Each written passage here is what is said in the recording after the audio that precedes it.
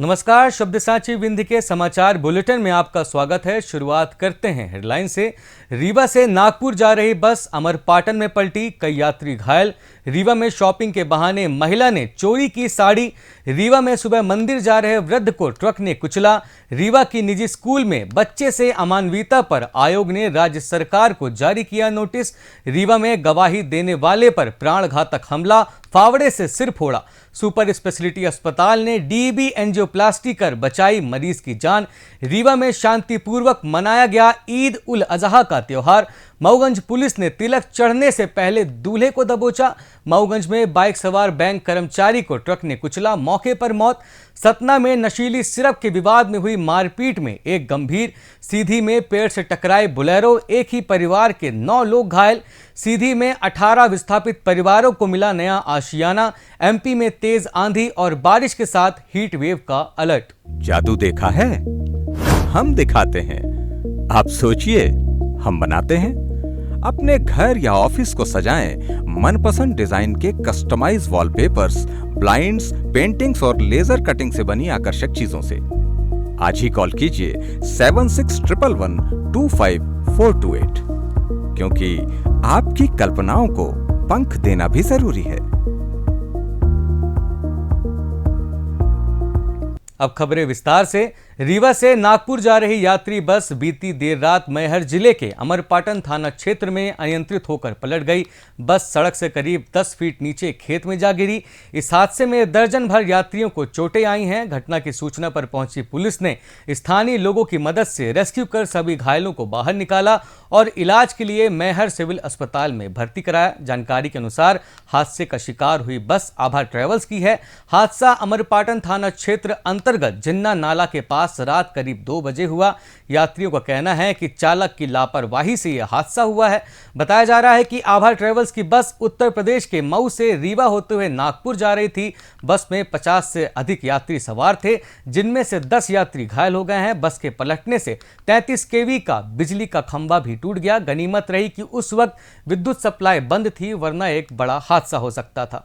रीवा शहर के जानकी पार्क स्थित कपड़े की दुकान में एक महिला ने साड़ी खरीदने के बहाने दुकान से साड़ी पार कर दी। इसकी भनक जैसे ही दुकानदार को लगी तो उसने पीछा कर महिला को पकड़ लिया। घटना की सूचना मिलते ही सिविल लाइन पुलिस मौके पर पहुंची और महिला को पूछताछ के लिए थाने ले गई। जानकारी के मुताबिक एक अधेड़ महिला साड़ी की दुकान में पहुंची और शॉपिंग के बहाने उसने शातिराना अंदाज में 900 रुपए की एक साड़ी चोरी कर ली। इतना ही नहीं, महिला ने स्टैचू चौराहा में उस साड़ी को एक बर्तन बेचने वाली महिला को 200 रुपए में बेच भी दिया। इसी बीच दुकानदार महिला की तलाश करते हुए स्टैचू चौराहा पहुंचा, जहां महिला को उसने पकड़ लिया और पुलिस को इसकी जानकारी दी। रीवा जिले के सगरा थाना क्षेत्र अंतर्गत रायपुर कचुलियान मोड़ के पास एक अज्ञात ट्रक ने पैदल मंदिर जा रहे 72 वर्ष की वृद्ध को टक्कर मार दी और उन्हें कुचलते हुए आगे निकल गया, जिससे वृद्ध की घटनास्थल पर ही मौत हो गई। मौके पर पहुंची पुलिस ने घटनास्थल का निरीक्षण कर अज्ञात ट्रक सहित चालक की तलाश शुरू कर दी है। जानकारी के मुताबिक रामकरण विश्वकर्मा रोजाना की तरह शनिवार सुबह करीब 4 बजे पैदल झूलनदास मंदिर दर्शन के लिए जा रहे थे। इसी दौरान एक अज्ञात ट्रक के चालक ने उन्हें जोरदार टक्कर मार दी और उन्हें कुचलते हुए आगे निकल गया। खबर मिलते ही परिजन मौके पर पहुंचे, लेकिन तब तक उनकी मौत हो चुकी थी। शव को पोस्टमार्टम के लिए संजय गांधी अस्पताल रीवा लाया गया है। राष्ट्रीय मानवाधिकार आयोग ने रीवा शहर के ज्योति किंडरगार्टन स्कूल में एक 5 वर्षीय छात्र के साथ हुए अमानवीय व्यवहार पर राज्य सरकार को शो कॉज नोटिस जारी किया है। आयोग ने 50,000 रुपए की क्षतिपूर्ति की अनुशंसा भी की है। साथ ही रीवा एसपी को 4 सप्ताह के भीतर जांच रिपोर्ट पेश करने के निर्देश भी दिए हैं।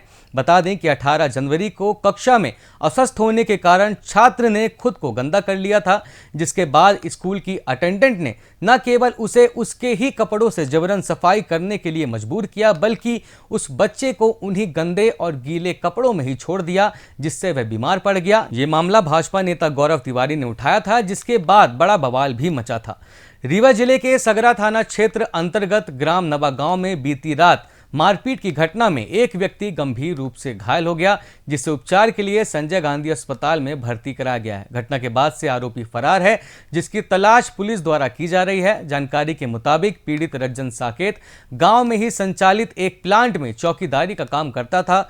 वहीं का एक अन्य कर्मचारी दीपक साकेत ने बीती रात रज्जन के ऊपर फावड़े और पेचकस से हमला कर दिया। आरोपी ने फावड़े से सिर पर कई वार किए और पीड़ित के कान में पेचकस भी डाल दिया। बताया जा रहा है कि इससे पहले भी आरोपी द्वारा शराब के नशे में एक व्यक्ति के साथ मारपीट की गई थी, जिस मामले में पीड़ित रज्जन गवाह था। इसी रंजिश के चलते आरोपी ने फिर मारपीट की घटना को अंजाम दिया। Super speciality hospital Rewa Vindhya क्षेत्र का ड्रग एल्यूटिंग बैलून एंजियोप्लास्टी सफलतापूर्वक करने वाला पहला सरकारी अस्पताल बन गया है। जानकारी के मुताबिक बीते दिन एक बुजुर्ग मरीज डॉक्टर एसके त्रिपाठी के पास सीने में तेज दर्द के लक्षणों की समस्या लेकर ओपीडी में पहुंचा था।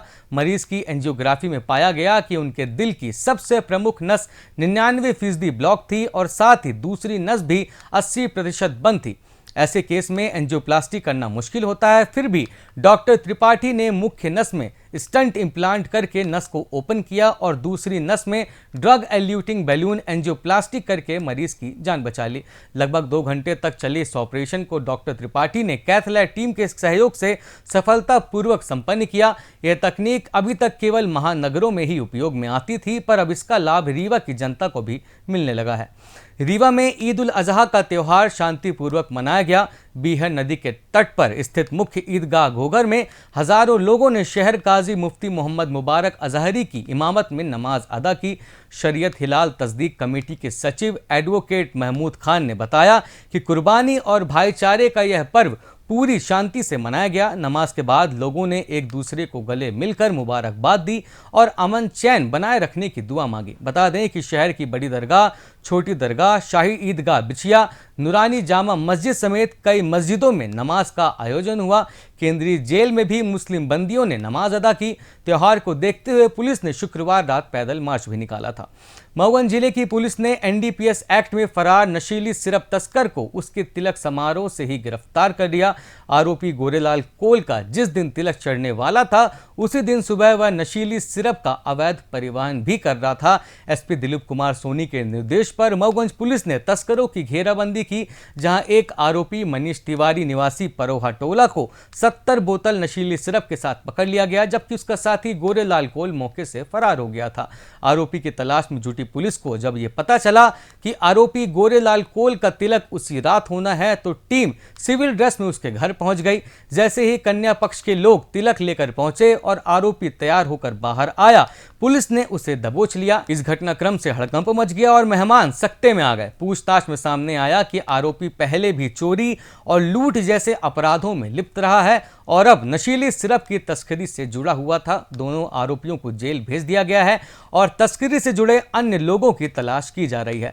मऊगंज थाना क्षेत्र के पन्नी मोड़ के समीप सीतापुर रोड में बीती रात बाइक से जा रहे एक बैंक कर्मचारी को एक तेज रफ्तार ट्रक ने कुचल दिया, जिससे उसकी मौके पर ही मौत हो गई। सूचना पर पहुंची पुलिस ने ट्रक में फंसे शव को बाहर निकाला और पीएम के लिए मऊगंज अस्पताल की मर्चुरी में रखवाया। शनिवार को पीएम के बाद पुलिस ने शव को परिजनों को सौंप दिया। जानकारी के मुताबिक महागाना गांव निवासी पुष्पेंद्र सिंह, जो मऊगंज एक्सिस बैंक में कर्मचारी थे, बैंक में शनिवार और रविवार की छुट्टी होने की वजह से बीती रात बाइक से अपने घर जा रहे थे। जैसे ही वह सीतापुर रोड में पहुंचे, तभी से सामने से आ रहे तेज रफ्तार ट्रक ने उन्हें कुचल दिया, जिससे घटनास्थल पर ही उनकी मौत हो गई। घटना के बाद ट्रक छोड़कर चालक मौके से फरार हो गया। पुलिस ने ट्रक को जब्त कर लिया है। सतना जिले के बीरसिंहपुर में शनिवार सुबह दो पक्षों के बीच पुरानी रंजिश को लेकर विवाद हो गया। इस दौरान एक युवक पर लाठी से हमला किया गया। इसके बाद दोनों पक्षों में पथराव हुआ। इसी बीच एक पक्ष ने दूसरे पक्ष की 2 बाइकों में तोड़फोड़ करते हुए उनमें आग लगा दी। घटना का वीडियो भी सामने आया है। घायल शिवांग तिवारी को पहले सामुदायिक स्वास्थ्य केंद्र ले जाया गया, जहां से जिला अस्पताल और फिर हालत गंभीर होने पर रीवा के संजय गांधी अस्पताल में रेफर किया गया। पुलिस के मुताबिक शिवांग तिवारी और उसके दोस्तों का इलाके के कुछ मुस्लिम युवकों से लंबे समय से विवाद चल रहा था। यह विवाद इलाके में नशीली सिरप की बिक्री को लेकर शुरू हुआ था। कुछ महीने पहले तिवारी परिवार के लोगों ने एक मुस्लिम युवक का नशीली सिरप बेचते हुए वीडियो सोशल मीडिया में वायरल कर दिया था। इसके बाद से ही दोनों पक्षों के बीच तनाव बना हुआ था। सीधी जिले के रामपुर नैकिन थाना क्षेत्र के मगरोहर गांव के पास शनिवार सुबह एक सड़क हादसे में एक ही परिवार के 9 लोग घायल हो गए। जानकारी के मुताबिक मझौली गांव के साहू परिवार के सदस्य अपने अपने बेटे का मुंडन कराने के लिए मैहर गए थे। वहां से लौटते समय तेज रफ्तार बुलेरो पेड़ से टकरा गई। हादसे के बाद ग्रामीण मौके पर पहुंचे और घायलों को बाहर निकालकर सामुदायिक स्वास्थ्य केंद्र रामपुर नैकिन उन्हें पहुंचाया गया। रामपुर नैकिन पुलिस और खड्डी चौकी प्रभारी नीरज साकेत ने भी घायलों को अस्पताल पहुंचाने में मदद की। सीधी जिले में विस्थापित परिवारों को जिला प्रशासन ने शनिवार को नया आश्रय दिया। उपखंड अधिकारी नीलेश शर्मा के मुताबिक न्यायालय के आदेश से बेदखल हुए परिवारों को राहत दी गई है। नगर पालिका ने इन परिवारों को रैन बसेरा में आश्रय दिया है, साथ ही भोजन और पानी की व्यवस्था भी की है। बता दें कि ग्राम सीधी खुर्द में शासकीय भूमि पर इन परिवारों को पट्टे दिए जा रहे हैं। प्रधानमंत्री आवास योजना के तहत आवास आवंटन की प्रक्रिया भी चल रही है। अब तक 13 परिवारों को सीधी खुर्द में आवास मिल चुका है। 5 अन्य परिवार जो दूसरों की जमीन पर रह रहे थे उन्हें भी आवास और जमीन दी गई है। सभी 18 परिवारों को 10,000 रुपए की आर्थिक सहायता भी मिली है। बात मौसम की करें तो मध्य प्रदेश में जून महीने में तेज आंधी और बारिश के साथ हीट वेव का भी असर देखने को मिल सकता है। मौसम विभाग ने 9 और 10 जून को ग्वालियर चंबल के जिलों में लू का अलर्ट जारी किया है। इससे पहले 2 दिन यानी 7 और 8 जून को कई जिलों में बारिश का दौर जारी रहेगा। इसी के साथ ये समाचार बुलेटिन समाप्त हुआ। कल फिर मिलेंगे नई खबरों के साथ। जुड़े रहिए शब्द साची विंध्य से, और विंध्य से जुड़ी तमाम खबरों के लिए हमारे चैनल को सब्सक्राइब जरूर करें। अपने आसपास की खबरें हम तक पहुंचाने के लिए नीचे स्क्रीन पर दिए नंबर पर आप संपर्क भी कर सकते हैं। धन्यवाद।